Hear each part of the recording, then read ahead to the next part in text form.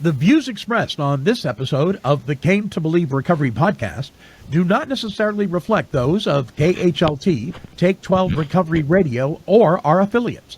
The opinions on this episode should not be taken as medical, psychological, or professional advice and are those of the host, co-host, and guests.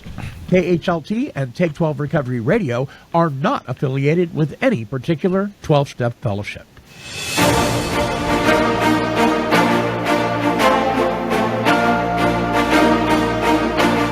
Well, greetings, my friends. I am the Monty'man from Take 12 Recovery Radio, and this is the Came to Believe Recovery Podcast.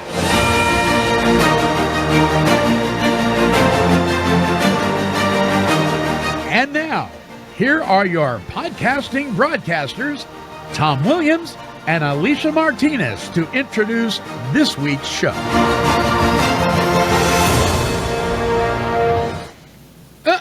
Where's Alicia? Alicia's wearing glasses. Alicia, I was going to say. I am not Alicia, but I'll do my best to portray her. Well, welcome everybody. Tom Williams is here, though. Yeah, I'm Tom Williams. I am a part of Came to Believe Recovery podcast, and Alicia is off today. She's in Las Vegas. She's not gambling and losing her fortune. She's visiting some family, and she'll be happy and back on the show next week. And we have only marginally filling her shoes, Roger McDermott coming in to help us with our discussion today. Sorry, Roger. I just had to take a shot at you. I don't know why I did that. And the truth is the truth, so, yeah. Guys, before Roger, he looks good. He looks good. I always tease him, Tom, and say he looks like he's an air traffic controller with that headset on. Oh, he does. Well, guys, before we went live, Roger and I were teaming up on Monty because he needed it. We were giving him a chance to grow. And then I come on the show and throw Roger under the bus. Like, what's up with that? That's not okay. But yes. I like it. Anyway, I like the views. Yes. So what are we doing this week, buddy? Well, we're going to talk about the fourth step this week and a bunch of stuff about the fourth step. And I want to talk about something else and highlight something before we get into this fourth step. But we just ran a virtual retreat, guys, over this weekend. And took everybody through the steps again. So it's really fresh in my mind. And also the feedback is really fresh from people who were at the retreat. And the same old thing. Why didn't anybody ever tell me this? And wow, I can finally get through my fourth step. And you mean it doesn't take months and months and months? And there's some other conversations that I'd love to get you guys input on that came out of the retreat. But, I want to just touch on something. Because Came to Believe Recovery, we talk about living in the go, right? We talk about getting our lives back. We talk about going back. We talk about being recovered and being successful in all areas of our life. And so one of the examples is, I think, or a couple of them are, I just came back from a diving trip down in Bonaire. Never could have happened while I was drinking and out there in the world. It's not extravagant, but it's things we get to do now. Roger just came back from Peru, where he was down there in the Amazon, enjoying God's creation and doing some things. Monty's up there in Albany, Oregon, but he's going to be jumping on a plane here in a couple weeks to come and help us down in L.A. and Pasadena. And guys, the three of us, I'm sure, I'm going to speak for you guys, but the three of us can tell you categorically that during our drinking and drugging days, we would not be doing any activities like that. We would not be mostly focused on other people and just reaping some of the benefits of being clean and sober. I just wanted to put that out there because we should talk about that some. Yeah, I agree. I know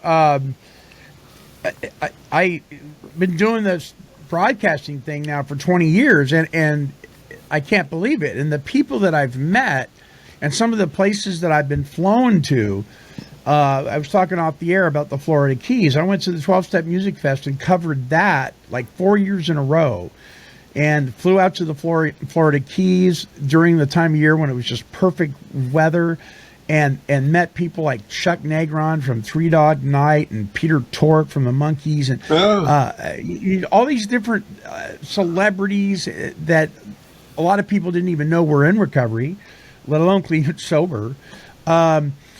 and going to Boston and New York. One time in New York, I'm going to plan on coming out there some more.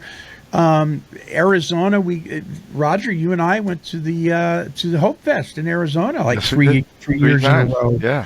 You know, covering these massive events for the recovery community, and you know, having people on the show like Christopher Kennedy Lawford, Peter Lawford's son, and Artie Kornfeld, the founder of Woodstock, for crying out loud. I mean, I've got a Rolodex with celebrities' home phone numbers, authors, and clinicians. The chief medical officer for the Hazleton Betty Ford clinics. I mean, I would never have guessed in a million years that I'd be rubbing shoulders with these people.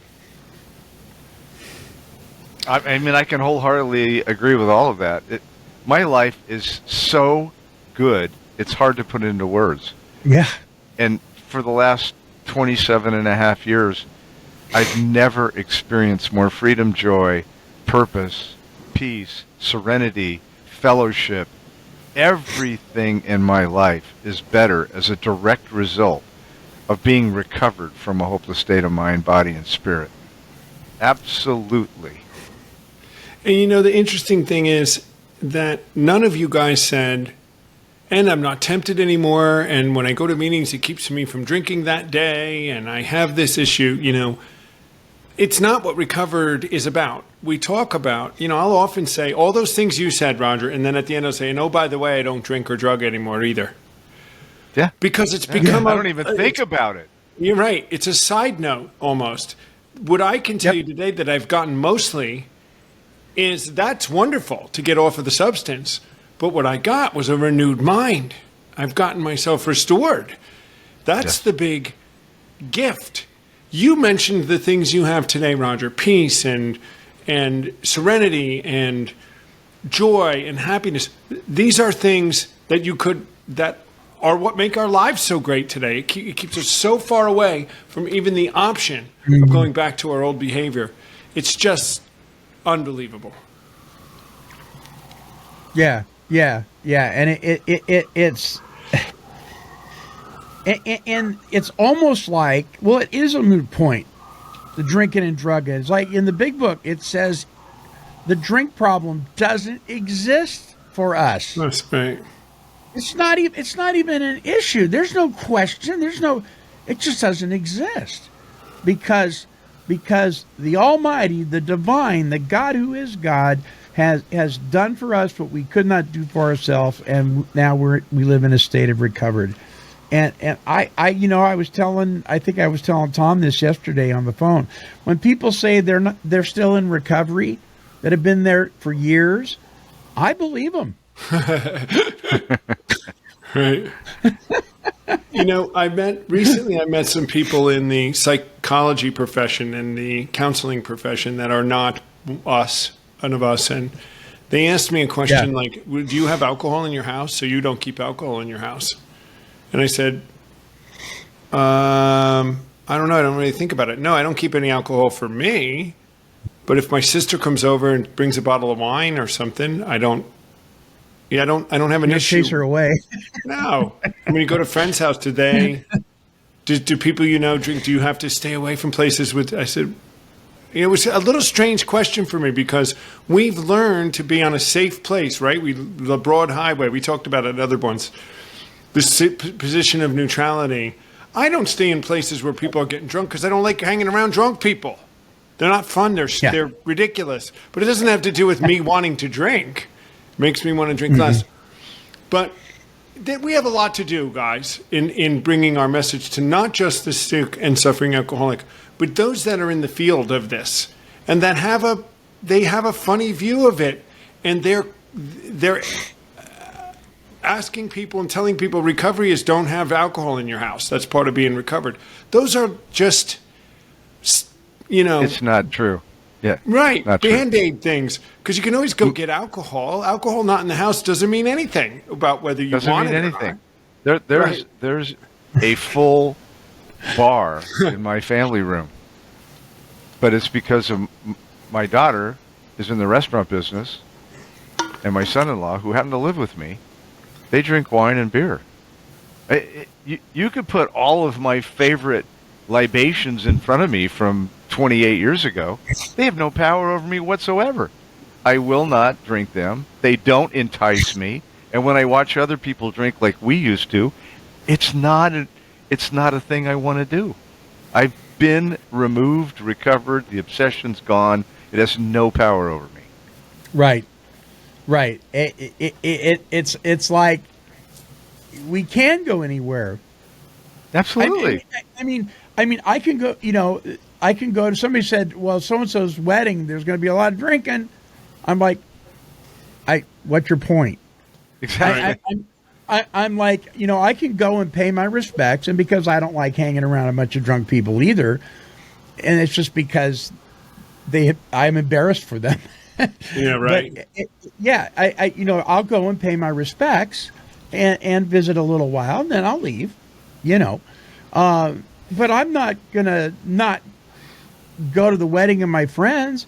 I mean, I don't hang out in bars and nightclubs, but if I got a buddy that's the lead guitarist in a band that I happen to like, and he wants me to come see their debut show for their kickoff album or something like that, I'm going to go. I'm going to go. I'm probably going to take somebody with me, not because I'm scared, but I just like going with other people. But it's not alcohol is an inanimate object. It's just this liquid stuff. I mean, it has no more power over me, than a cup of coffee has power. Well, maybe I'm a coffee freak, but you're right, and I think because people in the treatment world and in the counseling world, there's this idea that if you just remove the substance, then all will be well. They don't get it, and yet they talk about treating trauma and childhood issues and all that, but are they really? Because if that's the case, then once the booze has been removed, people got to get their head clear, obviously. Once the booze is removed or the narcotics are removed, then we can work on these things. But just removing the substance doesn't do anything. I mean, I could go score a bag of dope probably in about 15 minutes. There's nothing in my house, but that doesn't mean anything. Right. If I was so inclined, I could do that. It's not a big deal, Dale Barker called himself stark raving sober when all he did was abstinent. White knuckling it. We know people like that'd been better off drinking. I tell them, you might as well go drinking. You're going to drive yourself crazy with the way you are. Yeah. I think this is a great lead-in to what we want to talk about today, because it's one of the biggest blocks, or the biggest stopping points for people within a 12-step program is this fourth step. And there's a lot of misinformation about it. There's a lot of myth about it. There's a lot of stuff being taught that isn't in the big book. And then there's some confusion about what is in the big book. I'd love to talk to you guys about that today, because we should talk about it and we should clear it up for people that ask the questions like, you guys use natures. What about the columns in the big book? Okay, so we should talk about why the columns are in the big book and how they were meant to be used. Because if you looked at it a certain way, it might lead you to write a lot of stuff down that could take a long way. You could interpret it that way, that you had to spend days and days and days writing. Maybe. We got a lot of historical evidence that says that isn't what they did.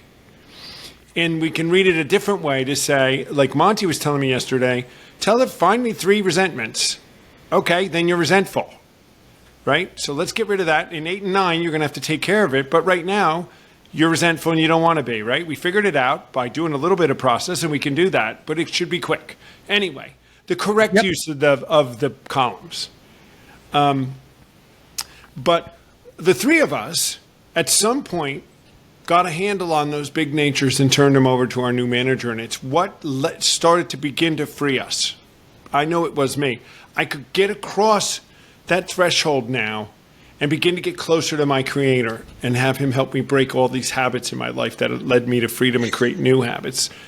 But until I was able to to get a handle on it, or at least learn how to get a handle on the things that don't work in my life, and then continue, which it says, right? 10, 11, and 12, continue to take personal inventory, which means kind of there probably is something you have to take an inventory on, right? I don't I don't know how, sometimes. yeah, I don't know how well I would have done. I don't know how this is all touching you guys, and I needed to be able to move through this fairly quickly at the beginning. I'm an addict, and I wanted what I wanted yesterday.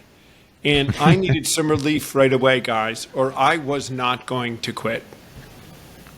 Yeah. Amen. Amen. So, when we do the columns, I'll just share with you guys what I do with my sponsees. The first thing I do, when we've done step 3 and we've done the third step prayer, we immediately begin the fourth step. And now, why do you do that, Monty? Because just for people to know. What does the book say? Because the book says next we launch.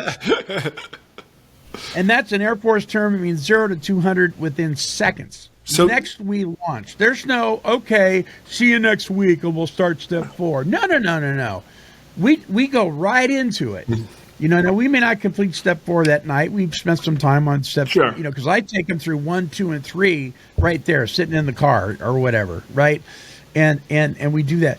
And so then I tell them, okay, I want you to go with column 1. I want you to put everybody you're resentful at, people you think that wronged you, people that you think you wrong, whatever just write their name down. Just write their name down. And then in column 2, I want you to write down why you felt angry. What happened? What was the thing that happened?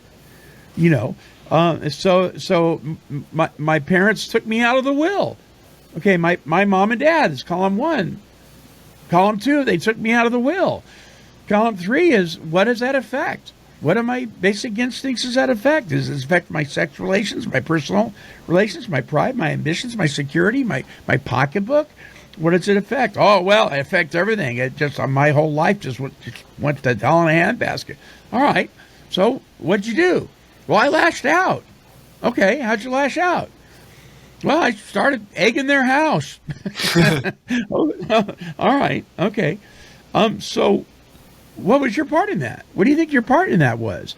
And so that actually happened to me, right? So I said, what was my part in that? I'll tell you what my part in it was. I lived a life filled with alcohol and drug abuse to the point where they thought if I inherited the house, I'd probably sell it for drugs. My lifestyle convinced them they couldn't trust me. That was my part. Okay, we're done. Okay, you see how I did this? Okay, let's do yours. Boom, boom, boom, boom, boom. Okay, we're done. Now, can you do that with the next resentment? Yeah. Can you do it with the next one after that? Yeah. Okay, so you know how to do a fourth step.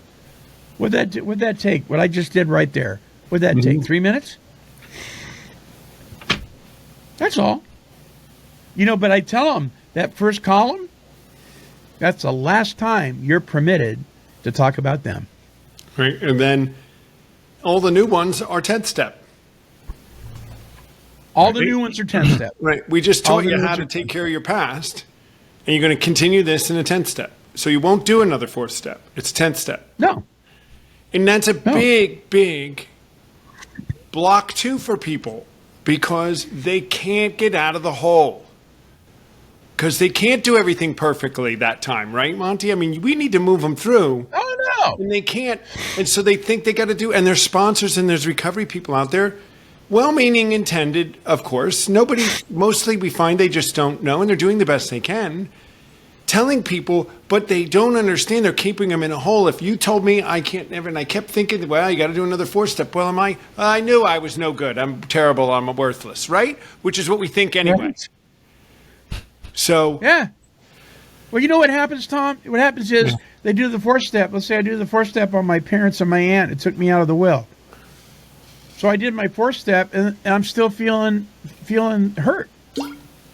Okay, you're still feeling hurt. Doesn't mean you didn't do your 4th step.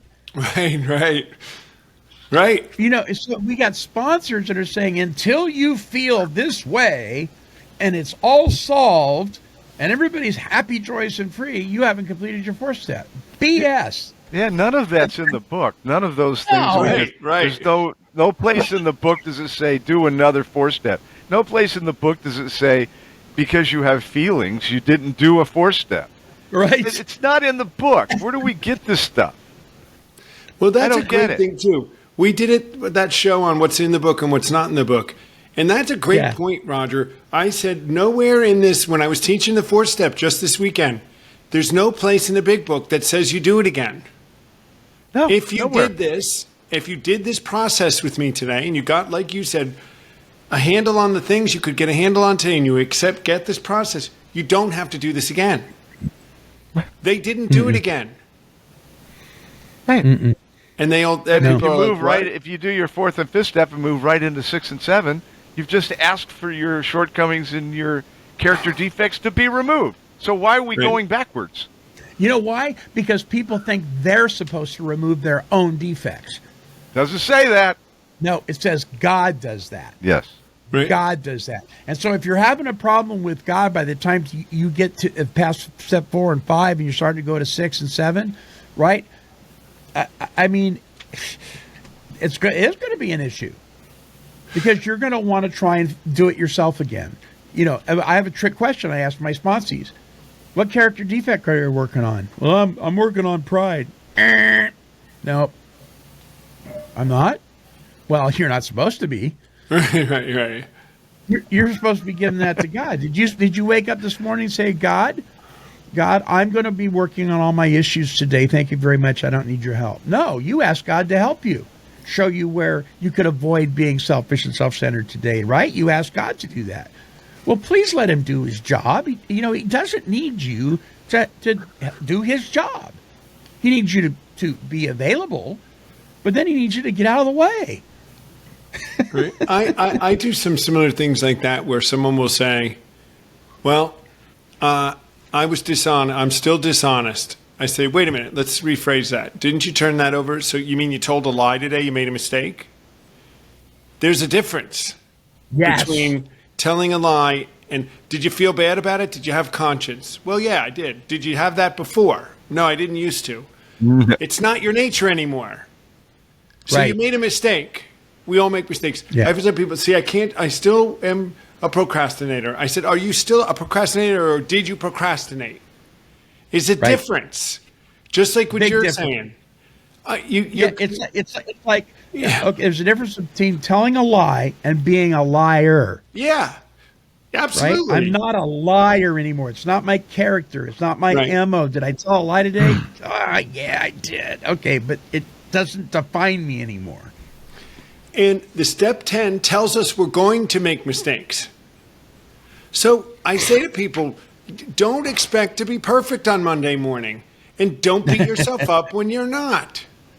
It's giving you an out here. It's showing you how to put the process, right? Like we know, I get excited about it because so much freedom comes from it. If they can get a handle on this and just work this process, they start to feel really good about themselves and find that they can be successful. But it all starts, guys, with them getting a handle on this 4th step and getting past this big blockage and being able to move into putting God to work for them and beginning to grow that conscious contact. Conscious contact.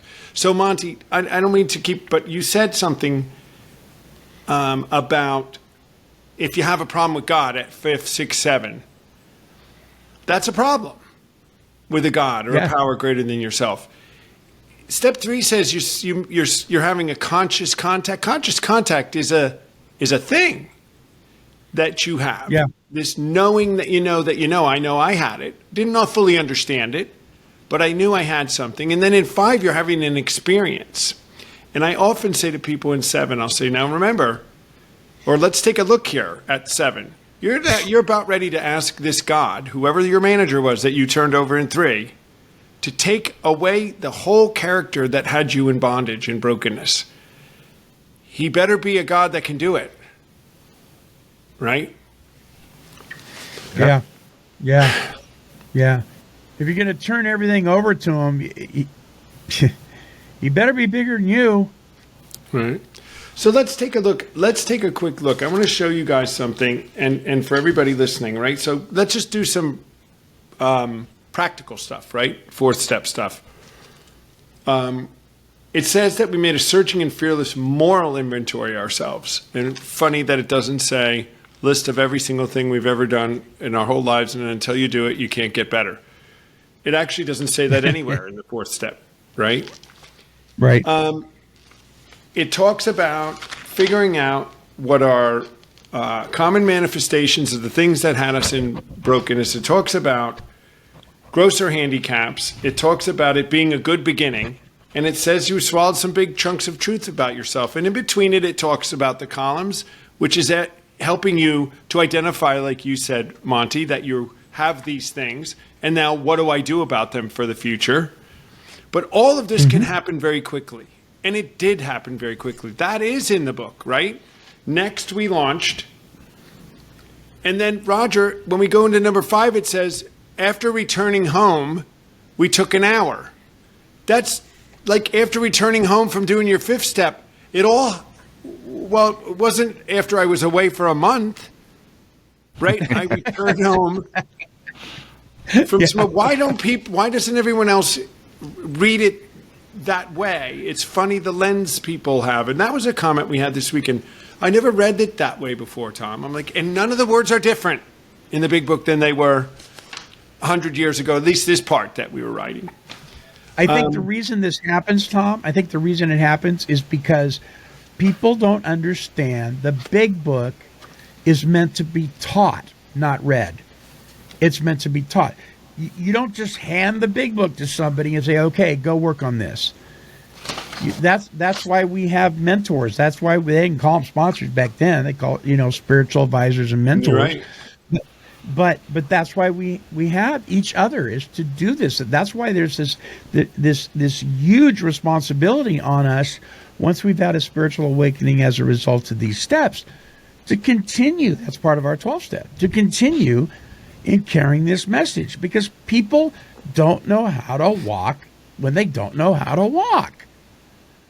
By the way, guys, I have to confess to both of you, it was 18 months between my 3rd step and my 4th and 5th. And it wasn't because I was afraid. It wasn't because I didn't want to do the work. It was simply because I was lazy. 100% lazy. Yeah. And procrastination was my middle name. So all I did in hindsight and after the fact was restrict and retard my recovery by 18 months. There was absolutely no reason to do what I did other than I am lazy. And my sponsor gave me enough rope where he was willing to let me hang myself until one day I walked out of a meeting and he said, Roger, what are you doing today? I said, I'm not working. He said, he told me, go to the Huntington Beach Library and call me when you get there. And I went, okay, why? I want you to go there and finish your 4th and 5th step, or 4th step, and call me when you're done. I went, wow. So I called him when I got there. He said, get on your knees, we're going to do another 3rd step prayer. I got on my knees to the 3rd step prayer, and I don't know what it was. It was like 2 or 3 hours. I was completely finished with my 4th step. Said, be at my office at 8 a.m. the next morning. I went there. We cried. We laughed. I was done with the 5th step and on to 6 and 7. It was a complete waste of time, the 18 months. Just ridiculous. But that's what I did. But what you had going for you, though, too, brother, is you had a sponsor that was committed to your recovery. And so I am sorry, but there's a lot of lazy sponsors out there. Yeah. They're lazy. They do the 3rd step prayer and they go, okay, I'll see you next week and we'll start this thing, because they're lazy. Right. If you're going to be a lazy sponsor, don't sponsor. Right. Stop it. You're hurting people. Sorry. That's almost a mic drop. But it's important. I mean, this is common, Roger. I've heard a lot of people say that, and they'll say things like that to you too. Why did they wait? Once they did, I don't know why they waited. It wasn't necessary. Yeah. The book is clear that they were looking for the natures of their wrongs. Where were we dishonest, selfish, fearful? It indicates big picture natures that our behaviors led up to. It says it several times throughout the 4th step, and it indicates this is what they were trying to get at. Where were we, this core of us, liars, cheaters, and thieves, because we were, right? I think the 10th step says, I'm going to flip over, and then I just want to read the thing about Dr. Bob and Earl T. because it makes it not us saying it, you know, guys. It makes it an example, because some people say, well, what are you guys, you know, we're not, we didn't make this up. We're just spreading this truth, right? We didn't. I wish we did, right? If we could have done this. But the 10th step says, there's a part here that says, it's how you do your 10th step. And it says, I wish I could flip the pages, right? Oh, here it is. Continue to watch for selfishness, dishonesty, resentment, and fear. And I will many times say, there's a 4th step for me. Why can't that be the bulk of my 4th step? I lived on those things. Now, all the things I did because of that is what had me in brokenness. And if I can keep a handle on that thing, 8 and 9, I got to fix everything. For the 4th step, you're fixing all the stuff that came underneath that. But now in the 10th step, I got to watch those 4 things. Can't you do that? Can you watch those big picture natures? People are always like, huh? Well, that's how you can get through this. That's how you can start making progress in this thing right away. And if I often will say, if you have to just start with dishonesty on Monday morning, and I'm just going to not be dishonest today, why wouldn't that be okay to start? If that's where you had to start? Because it's still the process, right, of what it is, and you could just expand it. That's a pretty extreme case, I get. But sometimes people will come in, it's too much for me. I can't imagine. You're overwhelming me with all this stuff. How can I do all this so far at the beginning? And I'll say, can't you just do those 4 things and start growing? I always like to say, at that point when they say, this is too much, I'm overwhelmed. Right. I always take them to Dr. Bob's Nightmare at the end of the story where he says, if you, because we were committed to drinking, drugging, and all the other things, there was nothing that would stop us from doing anything. And I mean nothing. None of us. And they look at me and go, yeah, you're right. So, well, Dr. Bob said, if you take 50% of that commitment and that energy and put it into this program, he said, we have a program we know will never fail you. And your Heavenly Father will never forsake you, never leave you. 50% of the energy that we were 100% committed to getting drunk and loaded and all the other dastardly things we did. It's like, I've never had anybody say, well, I could do that. 50%. The program will never fail you. Quote, unquote, Dr. Bob. Never fail you. Never. Yeah. I even heard Bill said he wanted to change. Rarely have we seen a person fail. He wanted to say never. But he wanted to say never. He went as far as saying if there was one word I would change, that's the word. Rarely. Yeah. Yeah, to never. Yeah.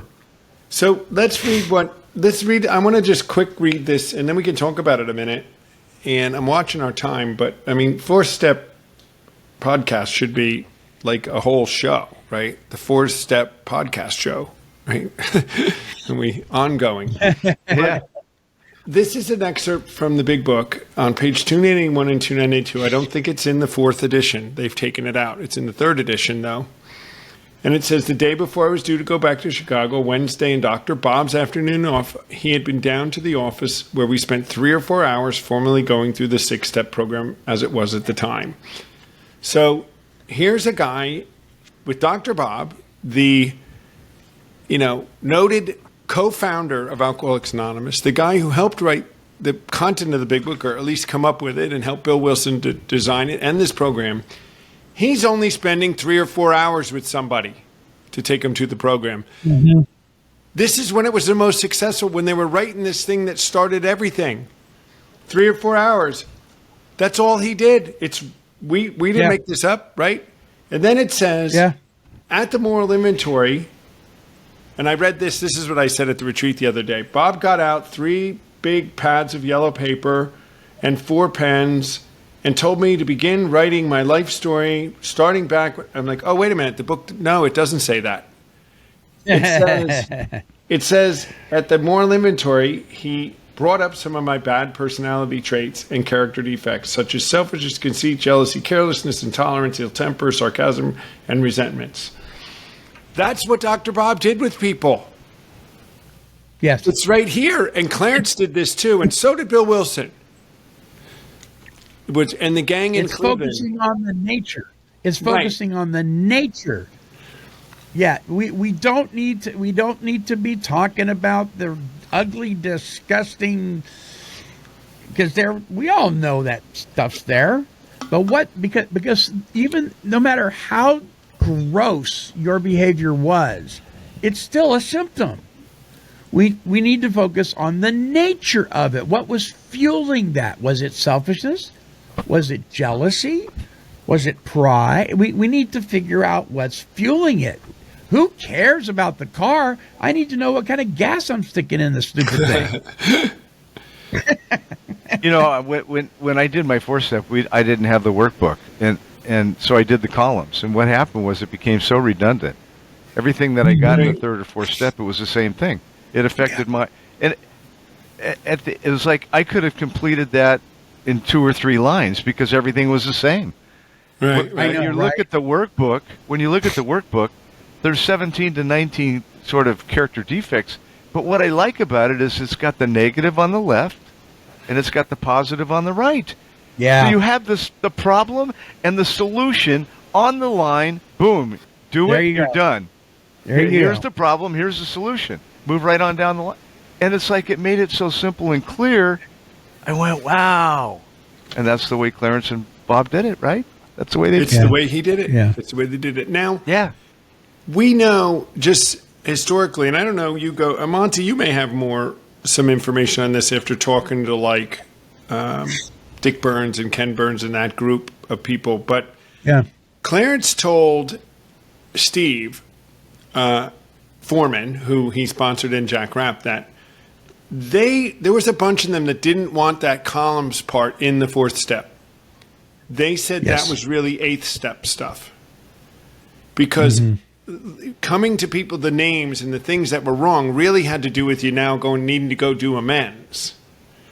So there was an element that wanted it in the 8th step. But what if that was there? Wouldn't that clear up a lot of the confusion that goes, because you guys understand how to use those columns the way they were meant, but it is taken way to the extreme in some places. And the bottom line is it's keeping people sick and keeping people down, and it's very discouraging, and people walk away, and then they die sometimes. Yeah. Yep. Well, Tom, that's why I go through it quickly. That's why I just personally, I just say, when it comes to resentment inventory, we're going to do 3. Right. You know, the first one we're doing because you've never done it. The second one we're doing it because you're familiar with the first time, and the third one we're doing, and we're all doing it. It's about 3 minutes, is so you can get a little practice down. Okay, now we're done. Well, I still got more resentments. That's fine. You'll have a lifetime to work on. You know, you're being a knucklehead. Okay, let's go to the fear inventory. What are you afraid of? I'm afraid of spiders. It's not what I'm talking about, knucklehead. What are you afraid of? I'm afraid of failure. Okay, write it down. I'm afraid of failure. What are you afraid of failing at? You know, and then the same with the sex and harms done inventory. You know, it's and they're all, like Roger said, everything in all of those is fueled by the same stuff, right? And so when we get that, we could add tons of inventory lists, you know, topics and symptoms. We could go on forever, but they only did resentment, fear, sex, and harms done. Right. Because they knew, okay, we're going to do a few of these so you can kind of get down how to do this intuitively, because later you're not going to have to walk around with 3x5 card, note pens, and highlighters, you know, every time something ticks you off. You're going to be able to intuitively go, oh, oops, that was a thinking error, and being able to handle it. You're going to know how to, what a gift. I was sharing with Roger on yesterday's show, the taping of a show coming up, that I was in a meeting, and my sponsee was celebrating his 1 year, and he didn't show up. And immediately I started thinking about me. Well, I've worked with this guy for a year, and he doesn't have the cojones to show up to get his coin. And as soon as I thought that, immediately, right, my better self said, you're being selfish. But it was immediate. Now, in the old days, that wouldn't have been the case. right? But now I intuitively know how to handle situations that used to baffle me, and I was able to correct it, and I was done with it. I didn't have to sit down and write out a journal. And that's a 10th You step. need to write a book on that. Yeah, and that's a 10th step. That's basically what you did. That's a 10th step. Yeah, It's a classic absolutely. example of how we live today. And it came from the fact that you learned about it in the 4th step, that this is why you do that, because you're selfish. When you feel that feeling, God took that away, and I just made a mistake. Yep. Grab it, move on. Yeah. Right. Yep. Oops. Yeah. Oops. You know, whether it's either it's giving me resentment, or mad at somebody because I'm not getting something. I'm being dishonest because I'm going to just lie, cheat, and steal my way out of it. I'm doing this out of fear, or it's selfish. Right? There's 4 big things. I always can ride it up to one of these 4 things that do not define me anymore, and that's the thing. Because I love that you said, Roger, pointing out that the right side of the sheet has the other character that we're going to now be defined by. Right. So it's not bad news. It's good news. Shake this side off. You're going to move to the right side. And that's who I am today. Yeah. I may not act that way all the time, but that is who I am. Whew. So why do you guys think that people are so fearful? Because in the topic we say, what's all the fear about? Because I think that all this stuff, the reason that we get not stuck but stopped, right, is because of fear of something. And I suspect some of that fear is unconsciously by well-meaning people instilled in us because we want to keep people sick. Because if they get well, we don't know how to deal with that. So I don't know. Dick B used to say all the time, when did we go from keep it simple to keep them sick? So what are we afraid of? Are we afraid of succeeding? I think it's a great question. And when you ask people to define what are you afraid of, I mean, they're challenged sometimes to come up with a legitimate answer. I mean, I'm afraid people won't like me. Okay, well, let's talk about that. If you're doing the right thing at the right time for the right reason and they don't like you, that's on them. It isn't on you. So if we're doing principles to the best of our ability in the course of a day, what are you worried about? You don't have anything to be worried about. Yeah. You didn't do anything wrong. Yeah. But it's our nature when we first come out of drinking and drugging is so sick. I mean, when I stopped drinking and drugging, I had all my problems. My drinking and drugging wasn't my problem. I didn't know how to do life on life terms. I didn't know how to be unselfish. I had to learn how to be honest and genuine and transparent, responsible and accountable. It didn't just happen. I had to, you get rid of the symptom and then you work on your relationship with God and He gives you all the ability you need, all the power you need to be a person that helps other people. Because the purpose of the whole book is to be of maximum service to God and others. I never knew that. I never thought that way. Yeah. I love how you said that, Roger. I'll say to people pleasers who can't say no, because they want people to like them, and it matters in their life. I'll say, do people say no to you? How many people say no to you? And they go, well, people. I said, and what do you think about it? They seem to be okay. Their life goes on when they say no. And what do you think about it? Do you hate them? Or do you just, in some ways, even respect them for having good boundaries? I said, well, so then why are you so worried about saying no and setting a boundary when you are clearly surrounded by people who set boundaries and live very successful lives and go on? Even if you don't like them, it doesn't appear that they care or do anything to their life. So why do you? Yeah. People would be like, It's so true. Right. Right? Oh my God. Okay. On that note, we got to take a short break. We come back more about what is all the fear about on this step 4 thing with Tom Williams and Roger McDermott standing in for Alicia Martinez. Alicia, we love you. We miss you. And we're excited to have you back on as soon as possible. Don't go away, folks. We'll be right back.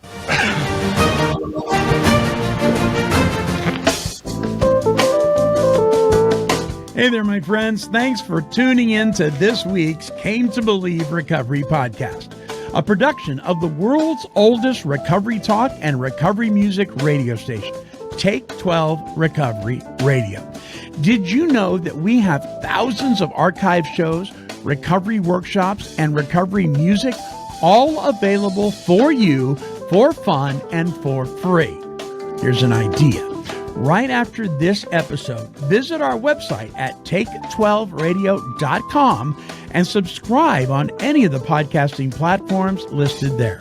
Why not begin enjoying the best in recovery talk and recovery music, all at take12radio.com on your internet dial.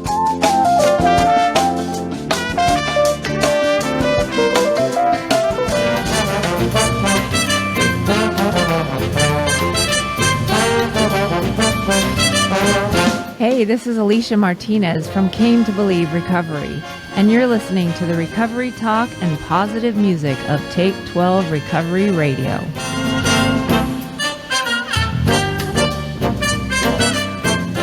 Welcome back to the show. You've tuned in to the Came to Believe Recovery podcast. This week on the show, Tom Williams, CEO of Came to Believe Recovery.org, and Roger McDermott, the ever popular co-host here at Take 12 Recovery Radio from Huntington Beach, California, where the gnomes roam free. Right, Roger? Yes, The gnomes? indeed. The gnomes are invading from Albany, Oregon. So we've been talking about step 4. What is all the fear about? And we've kind of touched on, listeners, we've kind of touched on maybe some ways that we are being taught wrong or not taught at all. And what a relief it is to know that this thing is nothing to be afraid of, and it doesn't have to be so difficult. We make it that way. Why do we make it that way, Tom? You know, I think I'll step back a second and say that the process should allow you to have it not be so difficult at step 4. So it may be, Monty and Roger, that people are not connecting in step 3 with a power that can, like, enliven them, all right? There you go. So here we go into 4, where we're going to start having to admit some faults. And the very thing that we protected ourselves with, which was this facade of a life, until we've been touched by a power and admitted we were powerless and needed a power and connected with that power, I think that then the fear remains. And then it is very difficult to do a step 4. That's why they put it after 3. Because they didn't say, first we're going to do an inventory, and then we're going to go make amends. Who would do that, right? And then down the road here, Right. we'll connect you with the power. They knew that if you didn't get to that place. So I think that's the root of a lot of it, is that they haven't really surrendered. And then this is a difficult thing if you're not surrendered and wanting to shake it off and get some humility. That's just my 20 plus years experience dealing with people, my 2 cents. What do you guys think? I totally agree. It's like I use a lot of scriptures that are my life scriptures, and I say to somebody, well, if God loves you and God be for you, then what's your problem? He already knows everything you've done from the time you were born to the time you die, and he's not mad at you, and he loves you, and he demonstrated that. So what are you afraid of? It can't be God, because he's not mad at you. So if you really surrender to a power greater than yourself, which we call God, then you shouldn't be afraid of anything. He already knows everything you've done, and he's already forgiven you. So what's the question? You know, I wonder, and for the big book purists out there, and I may be one of those guys, I wonder if the fear inventory shouldn't be done before the resentment inventory. I mean, look at that. And because what you're talking about, Tom, is in step 3, maybe we missed the boat in step 3, and that's why we're so afraid. So if you look at the fear inventory on page 68 of the 3rd edition, where it says, we never apologize to anyone for depending upon our Creator. We can laugh at those who think spirituality is the way of weakness. Paradoxically, it is the way of strength. The verdict of the ages is that faith means courage. All men of faith have courage. They trust their God. We never apologize for God. Instead, we let him demonstrate through us what he can do. So we don't do it. He does it. We ask him to remove our fear and direct our attention to what he would have us do. And what's the result? At once, we commence to outgrow fear. Wow. Why? Because instead of we ask him to remove our fear. So if we ask him to remove our fear, and the promise in this inventory portion is that at once we begin to outgrow it. Maybe if we're outgrowing fear, we can move into the resentment inventory a little better without freaking out. I don't know. Just a thought. Well, That good portion point. you just read said it all. Mm-hmm. Said it all. It did. What a promise. I mean, the I'm point is scared we're to turning our will, our thinking, and our actions over to him. Yeah. So And what at am I once afraid we of? outgrow fear. Right. Yeah, at once. At once. Not in a week, not in a month, not in Right. 6 months, not in 6 years. At once. It Right. starts to fall off. Right. You know? I love what you say, Roger, because it's so true of if what are you afraid of if this is the God that knows it all and knows everything. When I bring people at the 7th step, and I'm sure you guys do the same kind of thing, is I say, let's all just, even if you don't believe it, let's just follow me on this for a second, okay? You turned your will over to a God, an all-powerful, supernatural creator of the universe, God. He's God. You've been honest about everything. He's a God that has the power to do anything, okay? And in 7, you ask him to remove the natures that are wrong. What if he does it? If he does it and they're gone, start acting like it. And they all look at me. I go, just bear with me. What would you do if everything we're telling you is true? How would your life be? And we're here to tell you it is true. He took them. Yeah. Then, as you say, Roger, what do you got to be afraid of? Move on. I don't think anybody's ever asked people that question and have them actually talk about it and say. Because sometimes they stumble to identify, well, when you get them to talk about it, because they can't make sense of it. They don't know what a lot of times they don't know what they're afraid of. They just know that they're fearful. And you know what? I think when you do know what you're afraid of, well, I'm afraid to turn my will, my life into the care of God because he's my heavenly father and my father beat me silly. Okay, now we can identify some things and we can move through that. Yeah. But and that happens once in a while, but most of the time it's like, I'm not sure what I'm afraid of. I'm just scared. Yeah. Yeah. You know? Unknown. Okay, well, and I think, I don't know if this is actually true, but in my personal experience in working with people of faith have a harder time with letting go of what they're afraid of than people with no faith. What's up with that? What's up with that? I don't have an answer that makes sense, Monty. I don't either. That's a whole because show. of the Apostle Paul. If you're following Scripture and you're following the directives of the Apostle Paul, when he says every day I take off the old, I put on the new, right? That's living in the go, man. That's a 10th step. That's Paul a did a 10th 10th step. step 10th step. every single day. That's I what know. Paul did. Isn't it great? Isn't it great? Yeah, so stick that in your snoot and smoke it, Mr. Pastor, who says, well, Jesus is all you need. You only need a 1 step. Well, yeah, okay, whatever.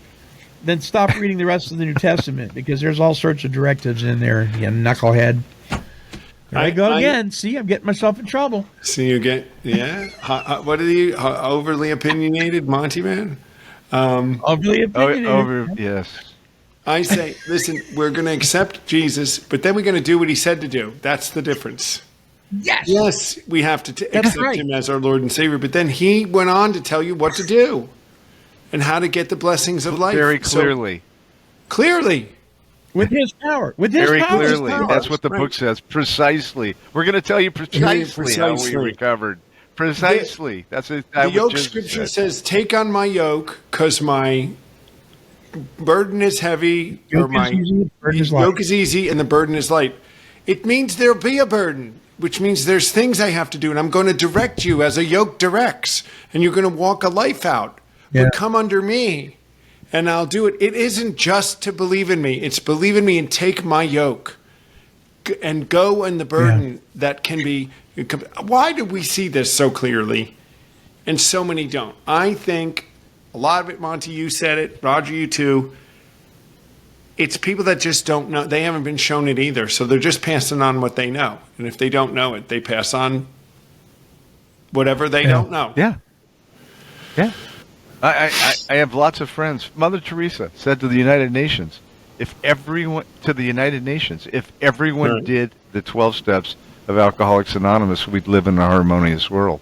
I have pastor friends that aren't alcoholics that tell their congregation, if everybody did the 12 steps, we'd be a better church. Yep. We'd be a better church. Because the 12 steps are principles from the Bible. And they teach you how to be of maximum service to God and others. What's the question? It's so bizarre to me why people don't want to do that. So you don't want to be kind, loving, tolerant, and being of service to other people. Is that what you're saying? Right. Well, right. And you don't want peace, joy, happiness, and patience in your life? Why? What are you doing in a 12-step fellowship if you're not willing to do the 12 steps? What are you doing here? I'm not being critical if you want to go somewhere else, but please go, because you're teaching people wrong. I mean, it's okay. There's a lot of people in our 12-step fellowships that they're just hanging out because they don't have anything else to do. That's fine. I mean, you don't have to be an alcoholic or a drug addict or a porno addict or a food addict to get something out of these 12 steps. These 12 steps will help anybody, But please stop teaching people that they can cherry pick them. Because you may be talking to somebody that really is an alcoholic or really is an addict that can't, that needs this power greater than themselves. You may not need it. Fine. Our hats off to you. But don't tell other people that. Yep. Yep. Well, what's all the fear? What a show, guys. Fourth step. If you're listening and you want it, and if this is stuff you disagree with, first of all, we'd love you to write in and tell us what you think. We're not afraid of it. We'd love to talk about it with you. If you know something we don't know, or you've done a process, or you think we're dead wrong, we're not afraid to address it. And if we are, we'll take it and say, okay, we're wrong. And if it's something you say, oh my, I've never heard this, I need to hear more, please reach out to CameToBelieveRecovery.org and come to one of our retreats, or reach out to us. We'll get to you. We got a lot of stuff going on in California. Reach out to Take 12 Radio. Monty will reach out to you. We're here, and we'd love to share it with you. And all we want to do is give you the opportunity to know what the truth was. And then it's up to you to take it or not take it. But we're just passionate about stopping this ignorance that goes around, and it's keeping people in bondage. So we've got to get the message out. Do you know about this? And then it's your choice, like you said, Monty. You can take it or leave it if you don't want it. But I want you to know about it. And we do too. And so that's what we're here for, guys. The three of us are here. We just want to help. We were given so much from this program and lived such a different life. And we know it's our obligation. We want to give it to you. And so we don't really get anything out of it except we get peace and a greater sense of envy, but there's no money. We're not getting, when we go on our vacations, it's because we're doing other things. We're working and we're doing our thing. We're here to help. And so there's my drop. I know you guys have sentiment, I'm sure. Amen. Amen. Roger, closing thoughts? If you do a thorough inventory, if you adopt the 12 steps of Alcoholics Anonymous, God will change your life and you will never regret it. and you'll have a sense of purpose that you've never had in your life. And the only reason I can say that is that's what happened to me. And I am eternally grateful and blessed, and all I want to do is share the good news with other people.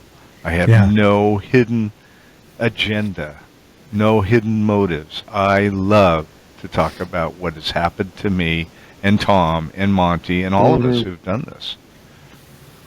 It's priceless. Love to. Good word. Good word. Well, guys, I want you to really listen to this song. It's great. This fits perfectly. This closing song and my closing thoughts at the end. This closing song addresses that guy or gal that says, you know, I just can't. I just can't. Well, listen to what Karen Taylor Good has to say about this in her song, Get a Bigger Pan. Here's Karen.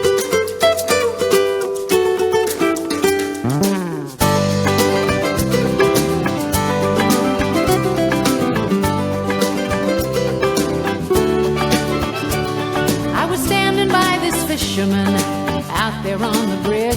He bagged small one after small one, put him in his little fridge. Well, then he caught himself a whopper, and I watched him throw it back. I couldn't help but ask him, hey man, why'd you do that? He pulled out this little skillet and said, see, it wouldn't fit. It was none of my business, but I couldn't help it with. He'd get a bigger pan, get a bigger pan. When you got big dreams, for heaven's sake, don't throw those dreams back in the lake. It's not that you can't have it all, you've just been dreaming way too small. Get a bigger pan, get a bigger pan.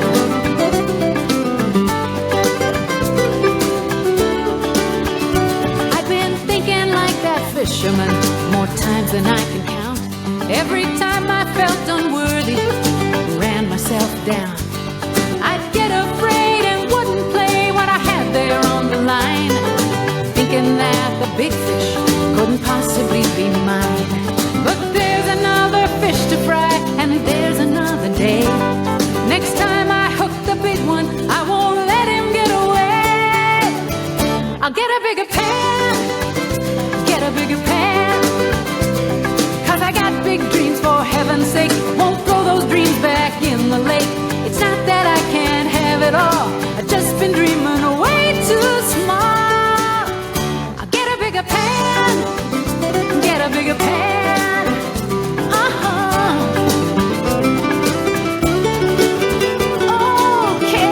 Okay, I've got it figured out, for self-esteem as well as dreams and trout. Get a bigger pan, get a bigger pan. When you got big dreams, for heaven's sake, don't throw those dreams back in the lake. It's not that you can't have it all, you've just been dreaming way too small. So get a bigger pan, get a bigger pan, get a bigger pan, get a bigger pan. Get the bigger, get the bigger, get a bigger pan, get a bigger pan, get a bigger pan, get a bigger pan. Great advice from our good friend Karen Taylor Good. It has been said that FEAR, the acronym, stands for false evidence appearing real. So instead of focusing on what appears to be real, let's look at the truth of reality, the first fruits of an inventory. So reading from the 12 Steps and 12 Traditions, AA Conference Approved Literature, on page 49 it states, so when AA suggests a fearless moral inventory, it must seem to every newcomer that more is being asked of him than he can do. Both his pride and his fear beat him back every time he tries to look within himself. Pride says, you need not pass this way. And fear says, you dare not look. But the testimony of AAs who have really tried a moral inventory is that pride and fear of this sort turn out to be boogeymen, nothing else. Once we have a complete willingness to take inventory and exert ourselves to do the job thoroughly, a wonderful light falls upon this foggy scene. As we persist, a brand new kind of confidence is born, and the sense of relief at finally facing ourselves is indescribable. These are the first fruits of step 4. You know, though it's not always easy to step up to the plate, once we're there, we can be assured that fear, the false evidence that appears so real, is nothing more than a boogeyman. It's something to think about.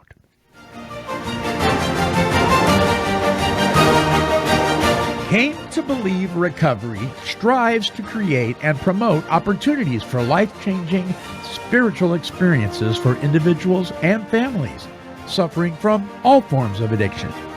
For more information, help, and support, visit cametobelieverecovery.org. I'd like to thank you for allowing me to be your host on this episode of the Came to Believe Recovery podcast. And I would encourage you to like, bookmark, and subscribe to this show. When you do, you will join the Take 12 Recovery Radio family and will be notified of all of our recovery-focused shows throughout the week. Until our next broadcast, when we provide the essential spiritual tools needed to thrive by sharing our experience, our strength, and our hope through our stories of how we came to believe. This has been a production of Take 12 Recovery Radio. Kitty, kitty, kitty. Meow. Woof, woof. This has been a Chicken and a Pig production.